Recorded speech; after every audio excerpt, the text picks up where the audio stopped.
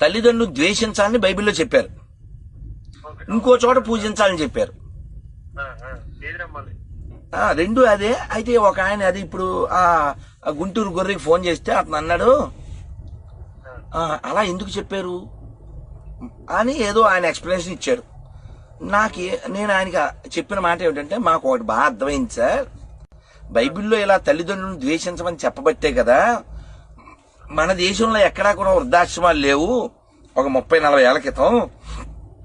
కానీ ప్రపంచంలో ప్రప్రథమంగా వృద్ధాశ్రమం ఓల్డేజ్ హోమ్ కాన్సెప్ట్ ఎక్కడది? క్రైస్తవులది. నిజమా కాదా చెప్పండి? క్రైస్తవం ఓల్డేజ్ హోమ్ కాన్సెప్ట్ క్రైస్తవులది. ఓకే, ఓల్డేజ్ హోమ్ క్రైస్తవులది ఆ కాన్సెప్ట్ అని చెప్తున్నాడు. ఒక కాల్ తీసుకొని దానికి రెండింటికి చేద్దాం. కాల్ చాలాసేపు వెయిట్ చేస్తున్నారు. Hello hello. Actually first of all అంటే ఈ గుంటూరు గొర్రెకి ఎవరికో ఫోన్ చేశారంటే, ఈ తిరుపతి బర్రె, ఈయన తిరుపతిలో కదా ఉండేది, మనం గొర్రెలో అంతే వాళ్ళు బర్రెలే కదా, ఆల్రెడీ పెట్టిన పేరే అది. సో తిరుపతి బర్రె గుంటూరు గొర్రెకి ఫోన్ చేస్తే ఆయన ఏదో వివరణ ఇవ్వబోతే వివరణ ఇవ్వటము అతనికి అంటే he is unable to take the explanation. First of all it doesn't have the courage to face the explanation. Only questions raise చేస్తారు, అది కూడా ఎవరైతే కౌంటర్ చేయలేరో అలాంటి సిచ్యువేషన్స్లో మాత్రమే వీళ్ళు క్వశ్చన్స్ రైజ్ చేస్తారు. ఒకవేళ నిజంగా ఆన్సర్ వినే దమ్ము ధైర్యం ఉండుంటే ఈరోజు ఇక్కడికి వచ్చి ఉండాల్సింది. దానికి కూడా ధైర్యం లేదు అట్లీస్ట్. ఓకే, సో ఎనీవేస్ అంటే ఎక్స్పోజ్ అయిపోతారు కదా. ప్రధానమంత్రిని కూడా ప్రశ్నించడానికి న్యాయబద్ధంగా ప్రశ్నించవచ్చు, ఎవరినైనా ప్రశ్నించవచ్చు, ఆన్సర్ ఫేస్ చేసే ధైర్యం ఉండాలి కదా. అదే కదా. ఓకే, సో అయితే ఇప్పుడు యేసుక్రీస్తు లూకాసు వార్త 14వ అధ్యాయంలో 26వ వచనంలో నన్ను వెంబడించేవాడు తల్లిని తండ్రిని భార్యని పిల్లల్ని తన స్వంత ప్రాణాలని కూడా ద్వేషించి నన్ను వెంబడించాలి అని అన్నాడు. అంటే ఈ ద్వేషానికి అర్థం ఏంటి? ఎవరు నిర్వచించాలి ఈ ద్వేషాన్ని? డిచ్కి బాబా నిర్వచిస్తాడా, లేకపోతే యేసుక్రీస్తు ప్రభువే దానికి నిర్వచనం చెప్తే బాగుంటుందా? సో యేసుక్రీస్తు ప్రభు మాటల్ని మనం సమగ్రంగా తీసుకుంటే బైబిల్ గ్రంథంలో చాలా స్పష్టంగా తల్లిని తండ్రిని సన్మానించాలి అని ఆయన చెప్పడం మాత్రమే కాదు, వృద్ధాప్యంలో ఉన్నటువంటి తల్లిదండ్రులను చూసుకోకుండా తయారు చేసినటువంటి సాంప్రదాయాలని ఆయన ఖండించాడు ఆయన కాలంలోనే. మత్తయి వార్త 15వ అధ్యాయంలో 3-4 వచనాలు మీరు చదివితే చాలా స్పష్టంగా అక్కడ వాళ్ళు తల్లిదండ్రులకు సహాయం చేయకుండా వాళ్ళే ఆ డబ్బులు తీసేసుకునేటటువంటి ఒక కొత్త సాంప్రదాయాన్ని శాస్త్రులు పరిశీలు తయారు చేస్తే దాన్ని ఖండిస్తూ మాట్లాడాడు ఆయన. అది దైవాజ్ఞను ధిక్కరించినట్టు అవుతుంది, అలా చేసిన వాడు మరణం అవ్వాలి అన్నటువంటి దేవుని శాసనాన్ని ఆజ్ఞను అక్కడ జ్ఞాపకం చేసినట్టుగా మనం చూస్తూ ఉన్నాం ఆ సందర్భంలో. కాబట్టి తల్లిదండ్రులను ద్వేషించాలి అంటే వారిని సన్మానించొద్దనో వారిని పోషించి సంరక్షించాల్సినటువంటి వయసులో వారిని చూసుకోవద్దనో యేసుక్రీస్తు ప్రభు యొక్క అర్థం కానే కాదు. అలా అయితే తన సొంత ప్రాణాన్ని కూడా ద్వేషించాలని అదే వాక్య భాగంలో చెప్పాడు కదా. అంటే ఏంటి, మనం హాని చేసుకోవాలని లేకపోతే ప్రాణత్యాగం చేయాలని అలాంటి మాటలు ఏమైనా అంటున్నాడు అక్కడ? అది కాదు. వాస్తవానికి ఆయన ఉద్దేశం ఏంటి?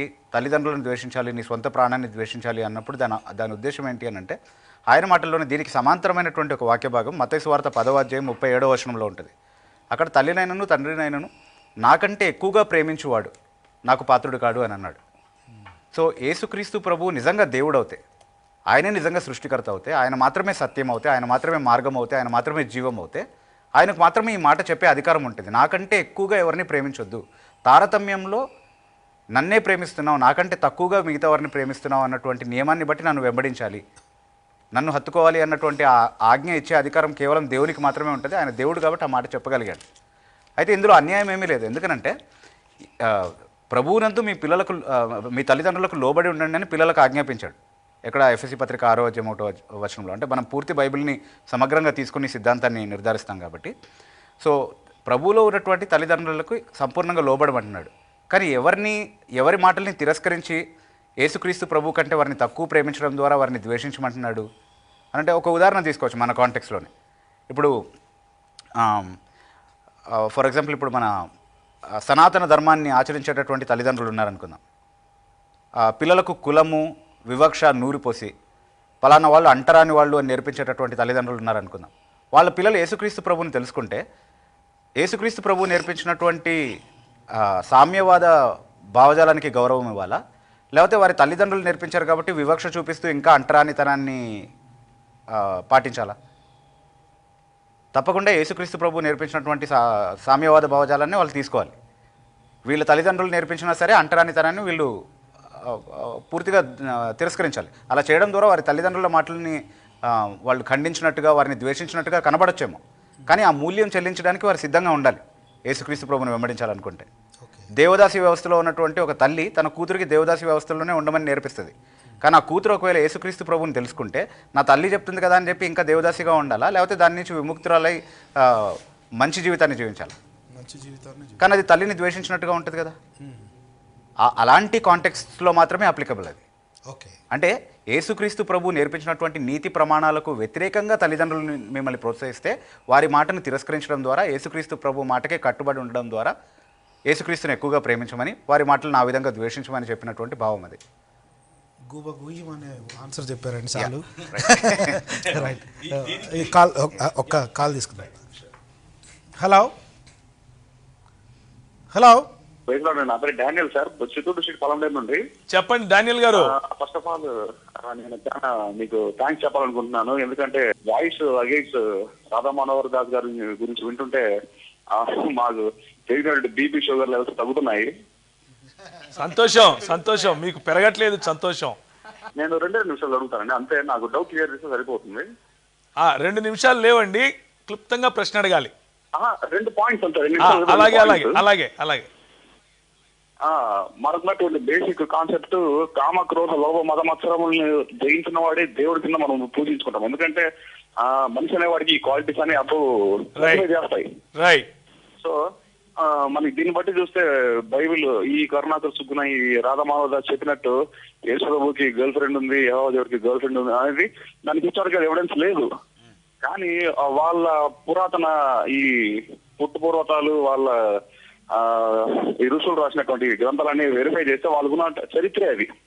ఇంకోటి ఏంటంటే సర్వ పాప మానవాళి కోసము రక్త ప్రోక్షణం అనేది ఖచ్చితంగా ఆవశ్యకం గనక పొరపాటున వాళ్ళ దేవుళ్ళు ఉంటే వాళ్ళ పేర్లు చెప్పమనేసి నేను నా కోరిక, అంతే అండి. ఇంకేం లేదు. Thank you. అలాగే అలాగే. Thank you brother, thank you thank you. అయితే ఇంతకుముందు అడిగిన ఈ ప్రశ్న ఓన్లీ కామెంట్స్ కనుక వాటిని ఇంతకుముందు చూపించిన వీడియోలో ఆయన ఓల్డ్ ఏజ్ హోములు క్రైస్తవం ప్రకారం వచ్చాయి అని అన్నారు. కనీసం ఆ మాట ఒప్పుకున్నాడు. దానికి కారణము తప్పుగా చెప్పినా కానీ ఒక మంచి చేశారు ప్రభుత్వ అని చెప్పారు. ఎందుకంటే చెప్పకనే దేవదాసి వ్యవస్థ అంతే కదా. ఎందుకంటే వీళ్ళు ఓల్డ్ ఏజ్ హోమ్ బెటరు, వీళ్ళు బ్రోతల్ హౌస్ నడుపుతారు. వీళ్ళు ఓల్డ్ ఏజ్ హోములు బెటరు, వీళ్ళు బ్రోతల్ హౌస్ నడుపుతారు. కాశీ పేరు చెప్పి తల్లిదండ్రులను రోడ్లో వదులుతారు. పాలు పితుక్కున్నంత వరకు పితుక్కొని ఆవును ఏ విధంగా అయితే రోడ్డుకు బరి తెగించి వదులుతారో, అలాగే పనంతా అయిపోయిన తర్వాత ఈ ఈ ఇస్కాన్ లాంటి దేవుళ్ళని నమ్ముకునే వాళ్ళు, లేకపోతే ఈ దరిద్రపు బిచ్చగాని టైప్ ఎత్తుక్కొని తిరిగే వాళ్ళు, వీళ్ళు చెప్పేది ఏంటంటే మీదంతా అయిపోయిన తర్వాత కాశీ పేరు చెప్పి మీ అమ్మ నాయన్ని వదిలేయండి అని చెప్తారు. మాకు అలా చెప్పరు. తల్లిదండ్రులు దేవుని స్వరూపంలో ఉన్నారు, వారిని సన్మానించండి అని దేవుని వాక్యం చెప్తోంది. కాబట్టి చనిపోయేంత వరకు వారిని సన్మానిస్తాం. మీరు అట్లా కాదు కదా, మీరు లోకానికి వదిలేస్తారు. కాశీ అని పేరు పెడతారు ఒకటి, లేకపోతే ఫలానా తీర్థయాత్ర అని చెప్పి వాళ్ళని వదిలించుకునే ప్రయత్నం చేస్తారు. నువ్వు వచ్చి మాకు చెప్తావేంటి? ఉదాహరణకు శ్రీమద్ భాగవతం 10:65, 11 నుంచి 12 వరకు చూస్తే ఏమి ఈ 16,000 మంది గోపికలు ఏమంటున్నారు అని అంటే, కృష్ణుడితో, oh for the sake of Krishna, oh descendant of Dashara, we abandoned our mothers, fathers, brothers, husbands and children and sisters. మేము మా భర్తలను, మా తండ్రులను, మా తల్లులను అందరినీ విడిచిపెట్టి వచ్చాం. నువ్వేమో లాస్ట్కి వచ్చి that same Krishna has suddenly abandoned us and gone away. వీళ్ళ దేవుడు ఏం దేవుడు అంటే, వాళ్ళని నమ్ముకొని వచ్చినటువంటి ఎవరినైతే పెళ్లి చేసుకున్నాడో వాళ్ళనే రోడ్డుకి ఇడిచిపెట్టి పోతాడు. మమ్మల్ని అంటే ఏంటి నువ్వు? ఎక్కడ బైబిల్ చెప్పింది క్రైస్తవ్యంలో తల్లిదండ్రులను విడిచిపెట్టమని? కానీ మీ దేవుడు చేసి చూపించాడు కదా. అది అనవసరంగా ఒప్పుకున్నాడు అయితే చెప్పటంగా అందుకనే వచ్చింటే ఇంకా బాగుండేది కదా, వచ్చింటే ఇంకా బాగుండేది. ఇంకా ఈ తల్లిదండ్రులకు ఏదో వృద్ధాశ్రమాలు అని అంటున్నారు కదా, వీళ్ళు ఏం చేశారు? వీళ్ళ పుస్తకాల్లో ఉన్న విషయాలే రెఫరెన్సులు కావాలంటే వచ్చి కూర్చుంటే రెఫరెన్సులు కూడా ఇస్తాం, తప్పకుండా మాట్లాడదాం.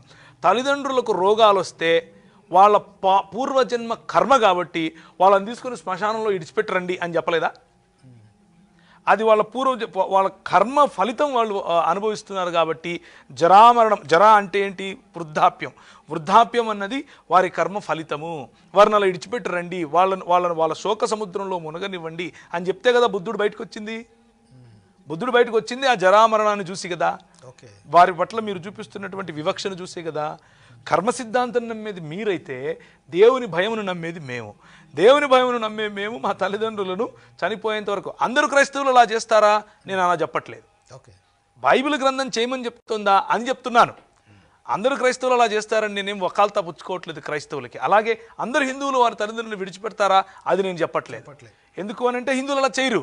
కానీ ఇలాంటి విద్వేషం రేకెత్తించే వాళ్ళు, ఈ బ్యాచ్ ఎవరైతే ఉన్నారో, స్వయంగా ఈయనే వాళ్ళ తల్లిదండ్రులను విడిచిపెట్టే కదా మరి ఎరకొక్కట్టుకొని తిరుగుతున్నాడు. అంతే కదా. ఈ లెక్కన ఎవరు తల్లిదండ్రులను అబాండన్ చేసినట్లు? క్రైస్తవ్యంలో ఎక్కడా కూడా ఈ ఈ సర్వసంగ పరిత్యాగం అనేది లేదే. సోషల్ మీడియా ద్వారా బ్రతికే బ్యాచ్ ఇది. మరి మేము మా తల్లిదండ్రులను విడిచిపెట్టి లోకాలు పట్టుకుని పోమే, మీరు పోతున్నారు చేతిలో దాన్ని ఏమంటారు చిప్పు పట్టుకుని, వీళ్ళకు చెప్పుకుంటా ఇంట్లో తల్లిదండ్రులు తింటున్నారా లేదా అంటే వీళ్ళకు సంపాదిస్తున్నారులేండి. కాదు చెప్తున్నాను, బయటకు సిద్ధాంతం గురించి మాట్లాడుతున్నాను. కాబట్టి తల్లిదండ్రులను విడిచిపెట్టమని లేకపోతే హేట్ చేయమని బైబిల్ చెప్పదు. అలాంటిది మన సిద్ధాంతం కాదు, వీళ్ళ సిద్ధాంతం అది. వీళ్ళ సిద్ధాంతం అది.